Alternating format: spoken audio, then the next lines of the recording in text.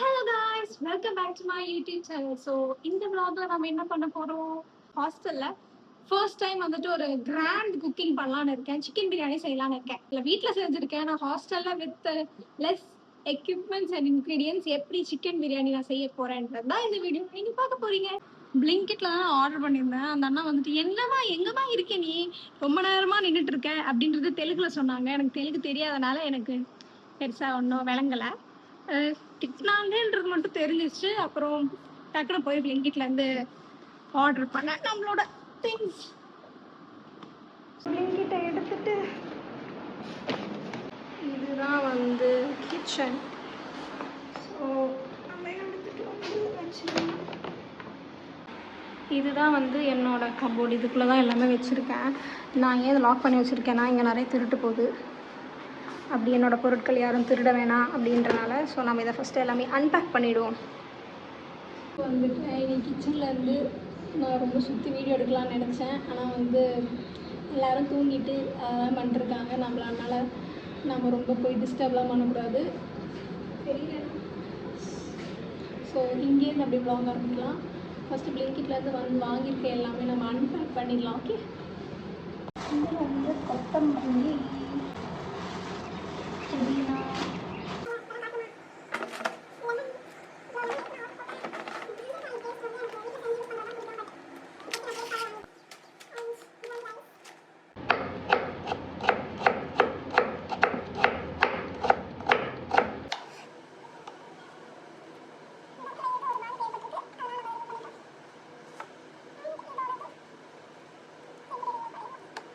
இது ஃப்ரை பண்ண போகிறேன். இது வந்து பிரியாணிக்கு தேவையான எசென்ஷியல்ஸ் எல்லாமே இருக்குது, வச்சாச்சு. இதில் தான் செய்ய போகிறேன்.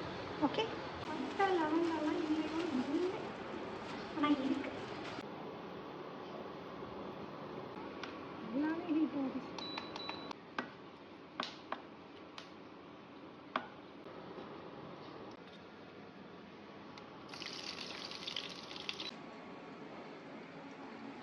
வந்து ஒரு கோல்டன் ப்ரௌன் மாதிரி வரும்போது நம்ம பச்சை மிளகு ஜிஞ்சர் கார்லிக் பேஸ்ட் போடுவோம். ஓகே, இப்போ ஒரு கோல்டன் கலர் ஆகிடுச்சா? இது வந்து நம்ம ஜிஞ்சர் கார்லிக் பேஸ்ட் போடுவோம்.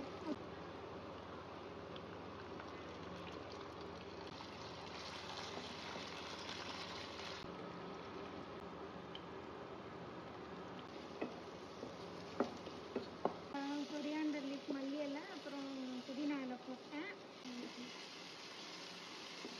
போட்டு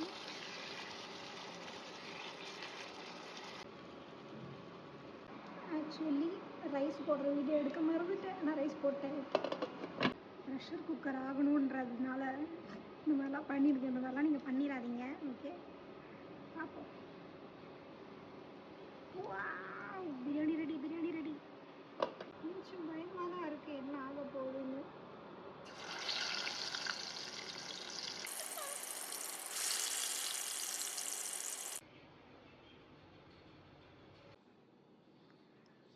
சமைக்க போனப்போ எவ்வளோ ஃப்ரெஷ்ஷாக இருந்தேன்.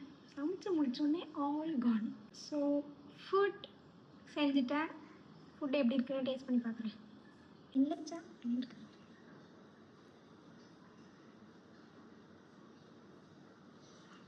அன்எக்ஸ்பெக்டட், நிஜமாவே நல்லா இருக்கு.